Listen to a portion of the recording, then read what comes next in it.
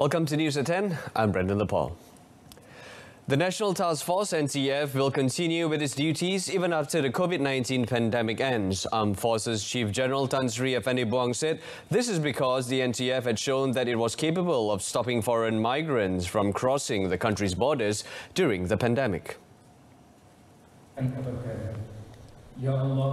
In addition, he said the NTF has various operations models that were successful in controlling the entry of migrants, smuggling and enforcement at the country's borders. Satu perintah di mana kita dapat standardiskan semua tetap pengarahan dan juga perintah tetap operasi.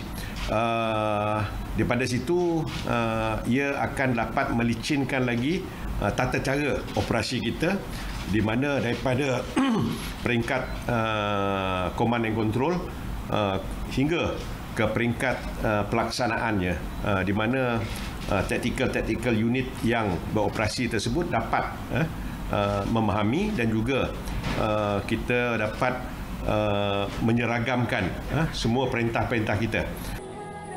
Regarding cross-border crime, General Tan Sri Effendi voiced his disappointment as the majority of such crimes were committed by locals who were taking advantage of the current situation during the COVID-19 pandemic. He said this in a media conference after the signing of the OBS Benteng Permanent Procedures for Operations at Wisma Perwira ATM today. Inspector General of Police Tan Sri Abdul Hamid Badal and Malaysian Maritime Enforcement Agency Director General Admiral Dato' Muhammad Zubil Matsom were also present at the signing ceremony. The police have suggested to the Immigration Department to declare the heads of foreign scam and vice syndicates as persona non grata. Inspector General of Police Tan Sri Abdul Hamid Badal said in his department would identify the foreign criminals to be referred to the Immigration Department for such action. Mereka yang dijadikan sasaran oleh polis ni adalah ketua-ketua sindiket misalnya, scammers yang datang daripada luar negara, sindiket maksiat. Yang ini apabila kita telah kenal pasti bahawa mereka lah yang menggerakkan aktiviti haram di sini, kita akan merekomen kepada pihak Jabatan Immigration untuk mereka dikenakan penyisiaran tersebut, dengan harapan mereka tak boleh masuk lagi, seumur hidup tak boleh masuk balik ke Malaysia. He said this in a media conference after the signing of the OBS Benteng Permanent Procedures for Operations at Wisma Perwira ATM today. Yesterday, Immigration Director General Dato' Khairul Zaimi Daud was reported to have said that foreigners who were found involved and convicted of offences involving criminal activities would be declared as persona non grata. The rule, he said, would apply to all foreigners who committed offences under the Immigration Act 1959, regardless of the type of visit pass they had. Two Immigration Department officers were charged in Kota Baru Sessions Court today with 33 counts of accepting bribes amounting to 154,340 ringgit. The first accused, Muhammad Haris Rosli, 27, was charged with 31 counts of accepting bribes, had pleaded guilty to 18 charges and claimed trial to 13 other charges. The second accused, Fasmawi Abdul Wahab, 24, pleaded guilty to 2 charges made against him. Muhammad Haris, who is attached to the Johor Immigration Department, was charged with 31 counts of obtaining money totaling 152,940 ringgit from several individuals. He allegedly to have committed the offences at Kota Baru Maybank Islamic Branch between April 2018 and November 2019. The charges are made under Section 165 of the Penal Code, which carries an imprisonment for up to 2 years or with fine or both if found guilty upon conviction. Fasmawi, who is also attached to the Johor Immigration Department, was accused with 2 counts of receiving bribe amounting to 1,400 ringgit at a Maybank Islamic Berhad branch at Jalan Hulu Pasar in Tumpat between the 26th February and the 1st of March 2019. Judge Zaman Muhammad Noor did not allow bail for the accused and set the 22nd of December for sentencing. Deputy Public Prosecutor Noor Hamiza Ghazali appeared for the prosecution while the accused were not represented.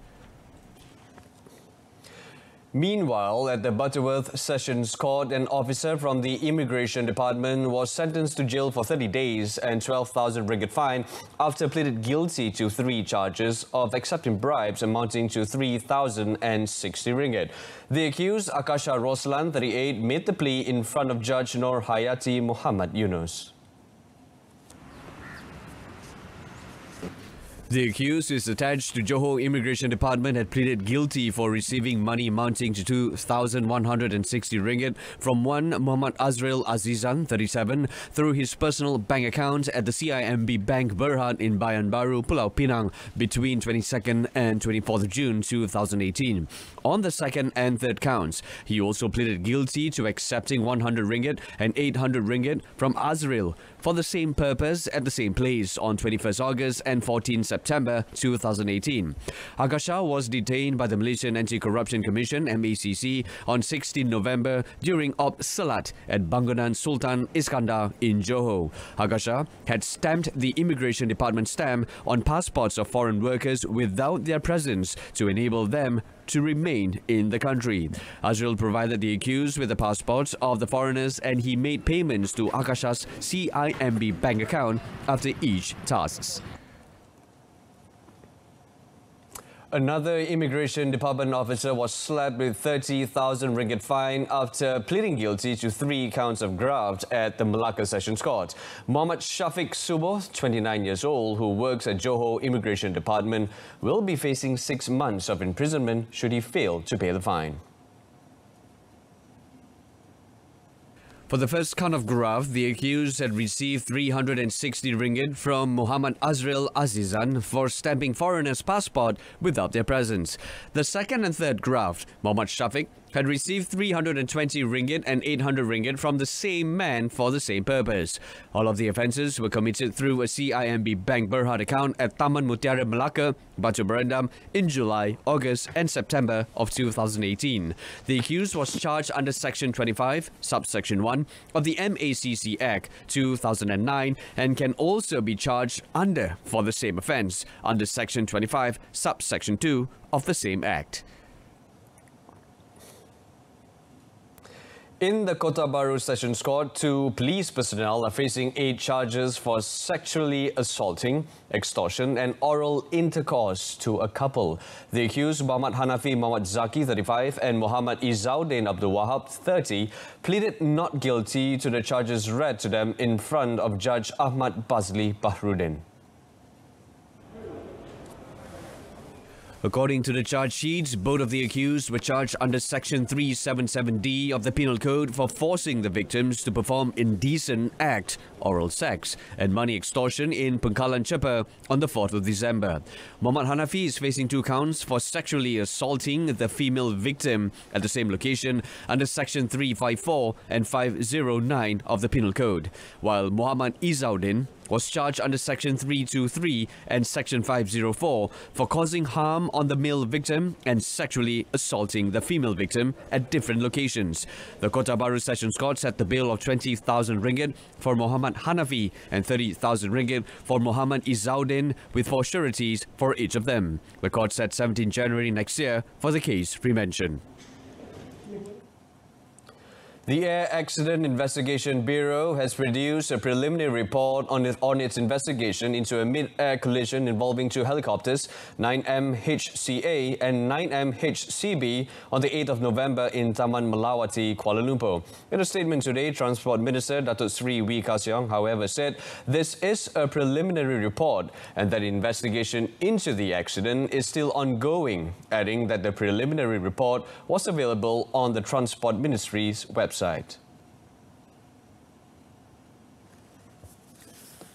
Based on the synopsis of the preliminary report, the 9MHCB crashed onto a road shoulder, killing both its occupants, while the 9MHCA, although damaged, managed to execute an emergency landing in a nearby school field with both occupants uninjured. The report said initial investigations confirmed that a mid-air collision did indeed occur. Based on the preliminary report, Datuk Sri Wee said the Civil Aviation Authority of Malaysia, CAAM, has taken immediate action towards ensuring the safety of the public and all aviation industry players at all times. He said CAAM is currently looking into making additional training a requirement for private clubs and operators with the aim to increase awareness and competency among aviation enthusiasts. A fire destroyed a building of the Balaga District Police Headquarters today, about 720 kilometers north of Kuching, Sarawak, according to the Sarawak Fire and Rescue Department Operations Centre. Initial information received by the centre stated that the fire reportedly occurred at 19 p.m. and 5 personnel from the Bintulu Fire and Rescue stations were rushed to the location, 177 kilometers in the interior from the station. The centre in a statement said it contacted the Balaga Volunteer Fire Fighting Team, which responded first. He added a 4-wheel drive vehicle took 4 hours to get there from Bintulu. Meanwhile, Sarawak Assistant Minister for Rural Electricity Supply, Datuk Liwan Lagam, who is the supplement for Balaga, said the building was made of wood and zinc. He said the report he received stated that the fire started at the office of the Narcotics Criminal Investigation Department, apparently from an electric short circuit, and added that no one was injured in the incident. Malaysia today registered 1,371 new infections of COVID-19, taking the country's total of confirmed cases to 84,846. Speaking at a press conference today, Health Director General Tan Sri Dr. Nur Hisham Abdullah said there is only one imported case recorded, while the rest are local infections.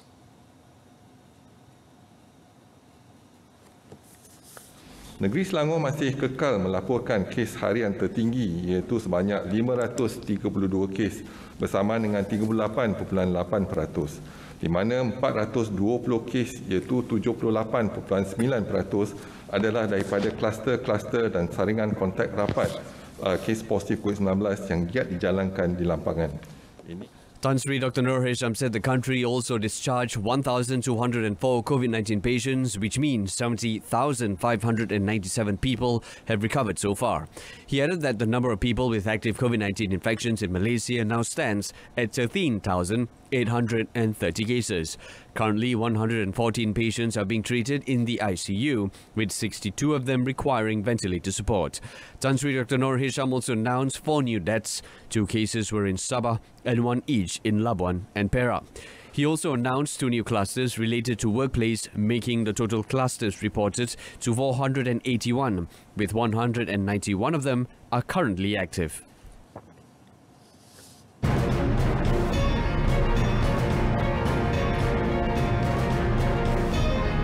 Penjana Capital attracts 8 global VC fund managers. Stay with us.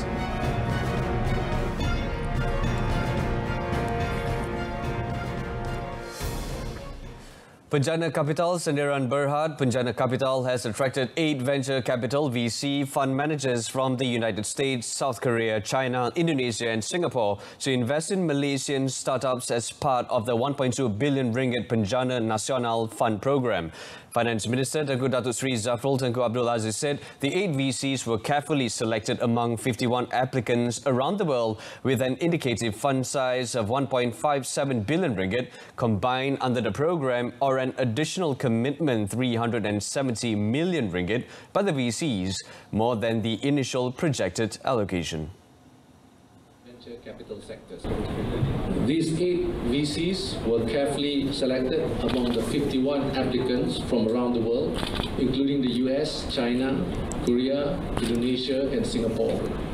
To ensure compatibility with domestic players, a rigorous evaluation process was employed, and we are happy to say that the setup is ready to achieve our objectives and more. In his speech at the Penjana Capital Letter of Award handover ceremony to the 8th VC in Kuala Lumpur today, Tengku Datuk Sri Zafrul said, for the long term, Penjana Capital has established knowledge transfers plans KTP to set a clear goal for the players involved. He said this KTP will eventually lead to the creation of at least 1,800 high-skilled jobs through investee companies, projects or knowledge transfers. Malaysia's tourism industry incurred an estimated 100 billion ringgit in losses this year due to the COVID-19 pandemic. Tourism, Arts and Culture Minister Datuk Seri Nancy Shukri told the Dewan Rakyat today that efforts are ongoing to promote domestic tourism activities and assist businesses to ensure they remain competitive and resilient. Di antaranya melalui plan pemulihan industri pelancongan dan kebudayaan dan juga beberapa bantuan dan insentif oleh kerajaan melalui rentas kementerian. Tapi kalau dari segi voucher, diskaun untuk menggalakkan pelancongan tempatan, itu memang ada kita beri di bawah. Pada masa ini pun melalui stimulus package kita yang saya umumkan beberapa kali sudah, dan juga untuk tahun 2021 banyak yang telah kita bantu dan akan bantu untuk tahun 2021 demi untuk menggalakkan industri pelancongan ini. She said the Ministry of Tourism, Arts and Culture, MOTAC, has and will continue to implement specific initiatives like offering an online domestic tourism vibes course, exemption of license fees for tour operators and guides, discounts and deferment of compounds for all tour operators and guides. Other initiatives include developing the online platform www.malaysia.travel for industry players to promote their products and services for free. She said MOTAC also has incentives to help tourism players develop and expand their programs and projects such as tourism accommodation, homestays and crafts and services related to tourism in helping them to sustain themselves and remain resilient amid the pandemic. Former political rivals Tun Dr. Mahathir Mohamad and Tengku Razali Hamzah in a joint press conference today said they had come together as they hope to help Malaysia recover and further develop the country's economy from the COVID-19 pandemic and subsequent economic fallout.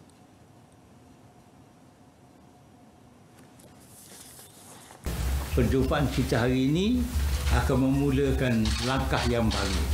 Langkah yang baru tidak untuk mementingkan Tun Dr. Mahathir ataupun saya ataupun sesiapa daripada kalangan kita, tetapi mementingkan rakyat lebih daripada segala-gala, terutama sekali bagi mereka yang berpendapat terendah ataupun yang miskin, yang cacat, yang susah. Itulah orang yang kita nak tengok dapat pembelaan sewajarnya. Saya pun ada sedikit pengalaman, Tengku Razali pun dapat sedikit pengalaman selama 22 tahun dalam kerajaan, dan kita berpendapat bahawa pengalaman kita ini boleh kita sumbang kepada negara supaya negara kembali menjadi sebuah negara yang stabil, yang menumpu kepada kemajuan negara kita. In the joint press conference, the duo also said they were willing to cooperate and contribute their respective experience in politics and administration. That's it from us this evening and our top story. NTF to continue even after COVID-19 ends. Join us for updates at noon at 12:30 tomorrow. Till then, I'm Brendan Lepal. Thanks for watching.